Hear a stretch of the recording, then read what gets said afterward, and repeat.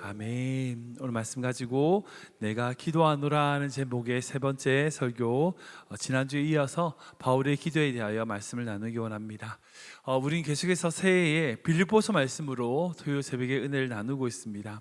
사도 바울에게 있어서 그 빌립보 교회는 그냥 내가 개척한 교회라고 하는 차원을 넘어선 교회입니다. 정말 사랑하고 신뢰하며 기쁨과 위로를 주는 동역자들이었어요. 사도 바울이 감옥에 있음에도 불구하고 기쁨으로 그들을 위하여 기도했고 헌신했으며, 또한 그 교회도 사도 바울을 위하여 영적으로 헌신하고 봉사했던 정말 신실한 동역자의 관계였음을 우리는 알 수 있습니다. 그렇게 정말 사랑했던, 말씀을 보면 그리스도의 심장을 가지고 사랑했던 그 빌립보 교회를 향한 사도 바울의 기도에 대하여 우리는 함께 나누고 있습니다. 그 사도 바울은요, 그 빌립보 교회를 위하여 세 가지를 기도하고 있어요. 우리 9절 말씀에 보면 너희 안에 사랑이 풍성하도록, 10절 말씀 보면 지극히 선한 것을 분별하도록, 오늘 11절 나오는 말씀은 의의 열매가 가득하도록, 이렇게 세 가지를 기도하는 것을 볼 수 있습니다. 앞서 2주간 동안 그 두 가지를 먼저 나눴었는데요, 2주 전에 사도 바울은 그 빌립보 교회 안에 사랑이 풍성하도록 기도했습니다. 우리가 이 세상을 살아갈 때 가장 좋은 길, 가장 완벽한 길이 바로 사랑의 길입니다. 어떤 환경과 상황일지라도요, 사랑이 있으면, 그 사랑이 있으면 문제가 안 돼요. 왜냐하면 사랑은 모든 것을 바라고 모든 것을 견디고 모든 것을 이기는 힘이기 때문입니다. 물질이 아무리 많아도요, 성공해도요, 어떤 것을 다 가진다 할지라도요, 제일 중요한 게 사랑이에요. 사랑이 풍성한 것이 너무나 중요합니다. 근데 여기서 말하는 사랑이란 것이 어떤 감정을 얘기한 거예요? 아니요, 그렇지 않습니다. 지식과 총명이 수반되어야 돼요. 여기서 말하는 지식은 뭐예요? 하나님의 말씀이에요. 말씀. 하나님의 말씀을 통한 우리 안에 그 사랑이 풍성하는 것, 여러분, 이것이 우리가 가져야 될 너무나 중요한 기도의 제목입니다. 우리가 사랑하는 사람들을 위하여 기도할 때 물론 물질도 가득하면 좋고 뭐도 성공도 있으면 좋겠고 다 있으면 좋겠죠. 그런데 제일 중요한 건 그들 안에 사랑이 있는 거예요. 사랑이 풍성한 겁니다. 이것이 바로 우리가 드려야 될 제일 첫 번째 기도였어요. 지난주에 두 번째 기도에 나눴습니다. 선한 것을 분별하도록. 우리가 이 세상을 살아갈 때 필요한 것이 바로 분별력입니다. 왜냐하면 지금 이 세상은요, 너무나 악해집니다. 혼란스러워요. 어떤 것이 하나님의 뜻인지 분별해야 돼요. 무엇이 선이며 무엇이 악인지 구분해야 됩니다.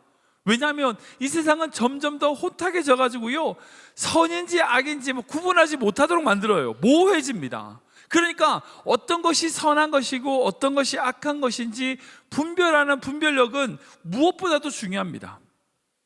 우리 자녀들에게 그런 영적 분별력을 달라고 기도해야 돼요. 근데 그것만인가? 아니요, 한 가지 더 나아갑니다. 선한 것인데 그 선한 것 중에서 지극히 선한 것, 가장 선한 것이 무엇인지를 분별해야 돼요. 그러니까 옳은 일을 한다고 다 좋은 건 아니에요. 옳은 일이지만 지극히 선하지 않을 수 있습니다.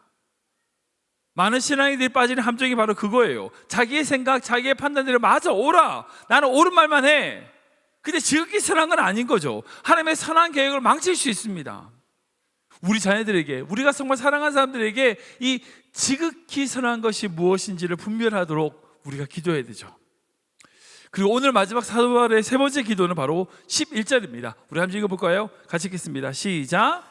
예수 그리스도로 말미암아 의의 열매가 가득하여 하나님의 영광과 찬송이 되기를 원하노라. 아멘. 두 가지를 기도하는데 예수 그리스도로 말미암아 의의 열매가 가득하도록 기도하고요, 그리고 나아가서 이 1, 2, 3이라고 한 것을 통하여 하나님의 영광과 찬송이 되는 것, 이것을 기도하고 있어요.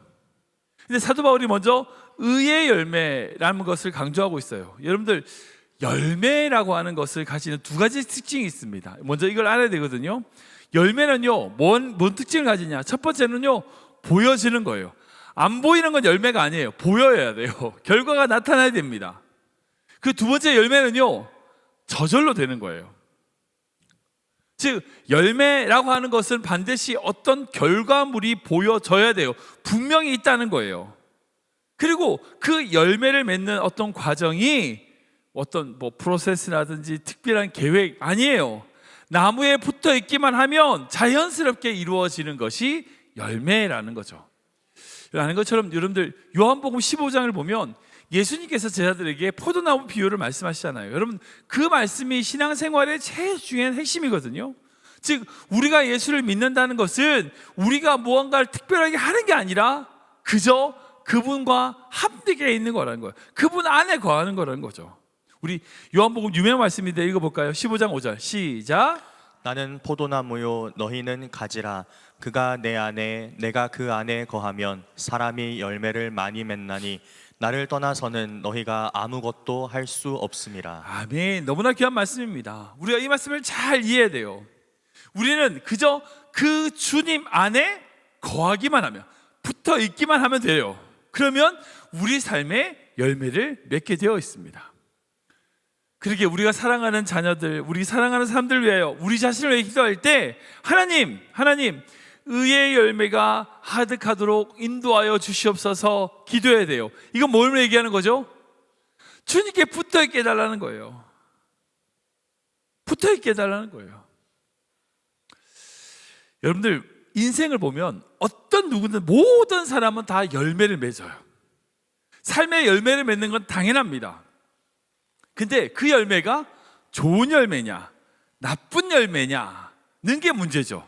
그러니까 맺어서는 안 되는 열매를 맺는 인생이 이 세상에 너무나 많아요. 왜 그런지 아세요? 잘못된 것에 붙어 있어서 그래요. 그러게 우리 삶에 있어서 우리가 정말 사랑하는 그 사람들을 위하여 기도할 때 하나님 그들의 인생 가운데 맺어야 될 열매, 즉 하나님이 원하시는 의의 열매를 맺는 인생 되게 하여 주시옵소서 기도해야 됩니다. 그럴 방법 뭐예요? 붙어 있으면 돼요. 특별히 이제 제가 사역을 하면서 청년들 시기에 맺으면 안 되는 것 때문에 그 열매로 인하여 받는 어떤 상처라든지 아픔을 전 많이 보았습니다. 생각지 못한 결과들을 때문에 생기는 그런 상처들을 보았어요. 그런 힘들한 지체들을 보았어요. 그 이유가 뭐예요? 자기가 생각할 때 이것이 좋은 길이다, 더 선한 길이라고 생각하는 곳에 붙어서 그래요. 주님께 붙어야 되는데 그것보다 더 좋은 것인 것으로 생각하고 그것에만 붙어 있다가 그런 열매를 맺는 모습을 보게 되더라는 거죠. 중요한 건 주님 안에 거하는 겁니다. 주님과 함께 거하는 거예요. 하나님과 함께 있으면요 자연스럽게 의의 열매를 맺게 되어 있고요, 나쁜 것에 매여 있으면 자연스럽게 불의의 열매를 맺게 되어 있습니다. 물론 내가 노력하고 하는 것도 있겠지만 그 어디에 있느냐가 쓴 사람의 인생을 좌우해요. 그러니까 보면 그래요. 여러분 학교라고 하는 것이 솔직히 말하면 이제 청년들 얘기하면 배울 것도 없대. 배울 것도 없고 뭐 학교가 있으면은 뭐 물론 학교를 떠나가지고 성공한 사람들도 있긴 하지만 학교에 다니는 게 별로 시간 허비하는 것 같고 뭐 쓸데없는 것 같고, 근데요 학교에 붙어 있기만 해도요 어느 정도 배워요. 진짜 학교에 붙어 있기만 해도요 혼나고 구중 듣고 그래도 떠나지 않고 학교에 붙어 있으면요 어느 정도 돼요. 또 어떤 청년들은 이제 젊은이들은 가출하는 청년들 있잖아요. 가정이 뭐해서 답답하거나 힘들다 해서 가정을 떠나거나 뭐 그런 분들이 있어요. 그리고 나중에 그걸 가지고 후회하는 청년들도 있죠. 보면 그래요. 그러니까 뭐 불의한 어떤 특별한 케이스가 아닌 경우, 일반적으로 부모가 있어서 사랑하는 그런 가정일 경우에 그 가정에 어느 정도 붙어 있기만 하면, 그 부모의 보호 아래 있기만 하면 어느 정도 가정 교육이 돼요. 문제는 그걸 안 받으려고 떠나니까 문제지. 그러니까 어느 정도 그 가정에 있는 문제가 있는 가정이 아니라 특별한 가정이 아니라 어떤 일반적인 가정 안에 붙어 있기만 해도 그 사람은 나름의 좋은 성품을 가지게 돼 있어요. 교회도 마찬가지예요. 교회 오면 뭐 지루하다, 재미없다. 그런데 희한하게 신앙에 있는 청년들, 나중에 나도 뭐 돌아오는 청년들 누군지 아세요? 교회에 좀 붙어 있었던 청년들이에요.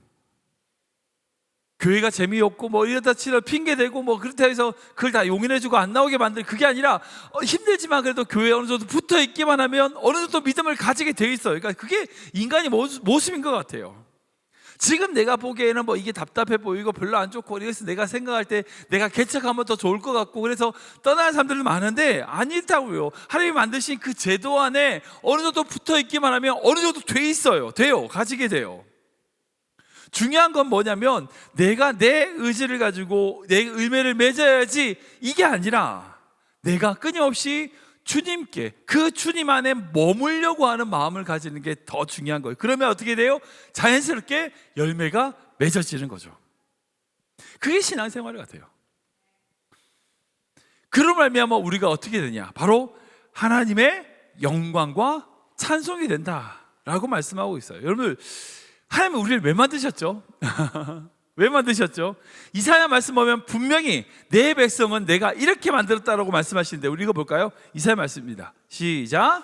이 백성은 내가 나를 위하여 지었나니 나를 찬송하게 하려 함이니라. 아멘. 하나님께서 분명히 선언하세요. 내가 나를 위하여 지었다. 나의 찬송을 하기 위하여 내가 이 백성, 우리를 지으셨다고 말씀합니다. 여러분, 우리는 하나님의 영광과 찬송입니다. 믿으시기 바랍니다. 여러분들, 우리 11절 말씀 다시 보시면 하나님의 영광과 찬송이 되기를 원하노라 라고 기록하고 있어요. 사도 바울이 이렇게 기도하거든요. 이 말씀은요, 너희가 그렇게 돼가지고 하나님을 찬송하는 삶이 되어라, 너희가 그렇게 하나님의 영광의 삶이 되도록 해라 라고 말씀하는 게 아니에요. 너희가 하나님의 찬송이라는 거예요. 너희가 찬송하는 삶을 살아라가 아니라 너희가 찬송이라는 겁니다. 너희가 하나님을 영광 돌려라가 아니라 너희가 영광이라는 거예요. 자식이 부모의 영광이듯이 우리가 하나님의 영광이라는 겁니다. 이게 너무나 중요해요. 우리가 하나님 앞에서 그런 바른 정체성을 가지고 살아갈 때에 우리 삶의 중요한 가치, 하나님의 뜻을 이룰 수 있어요. 우리는 주님의 찬송입니다. 우리는 주님의 영광이에요.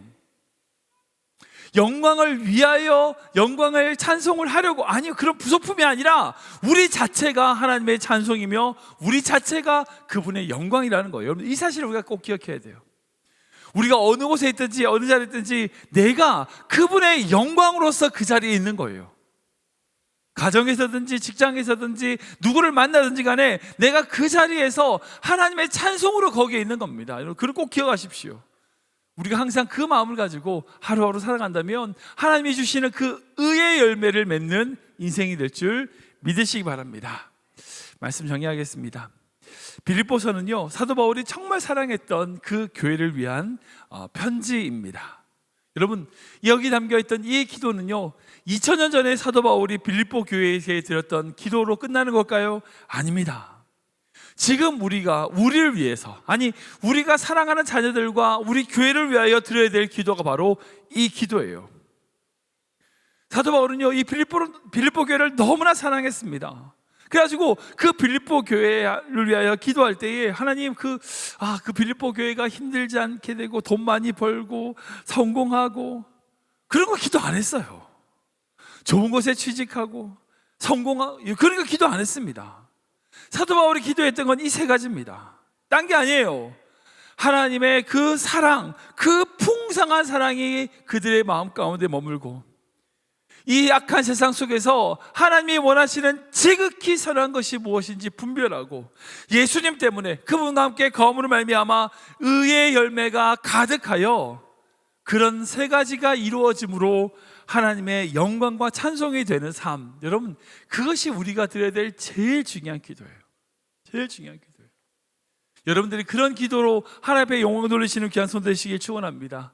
우리 교회가 그런 교회 되길 기도합니다. 여러분들 자녀가 그런 자녀 되길 축원합니다. 2026년 새해에 우리가 기도해야 될 이 기도를 우리가 같이 배움으로써, 우리가 기도함으로 말미암아 올 한 해 지났을 때에 우리 모두가 다 하나님의 영광과 찬송이 되는 귀한 믿음의 손 되시길 주님의 이름으로 축원합니다.